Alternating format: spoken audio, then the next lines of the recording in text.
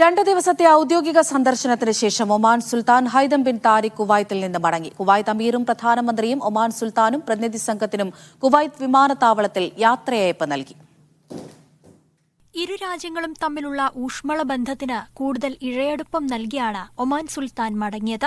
Oman സുൽത്താന്റെ സന്ദർശനത്തോടനുബന്ധിച്ച് വ്യാവസായിക, നിക്ഷേപ, സാമ്പത്തിക, നയതന്ത്ര സഹകരണം മെച്ചപ്പെടുത്തുന്നതിനുള്ള 4 ധാരണാപത്രങ്ങളും കഴിഞ്ഞ ദിവസം ഒപ്പുവച്ചിരുന്നു.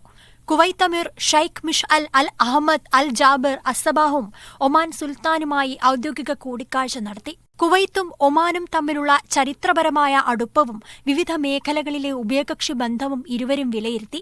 GCC വിഷയങ്ങൾ, പ്രാദേശികമായും ആഗോളതലത്തിലും നടക്കുന്ന പുതിയ സംഭവങ്ങൾ എന്നിവയും കൂടിക്കാഴ്ചയിൽ ചർച്ചയായി. കുവൈത്ത് പ്രധാനമന്ത്രി ഷെയ്ഖ് അഹമ്മദ് അൽ അബ്ദുള്ള അസ്സബാഹും ഇരു രാജ്യങ്ങളിലെയും ഉന്നത ഉദ്യോഗസ്ഥരും ചർച്ചയിൽ പങ്കാളികളായി. ഒമാൻ സുൽത്താനും പ്രതിനിധി സംഘത്തിനും അമീർ ഇന്നലെ രാത്രി അത്താഴവിരുന്നും സംഘടിപ്പിച്ചു.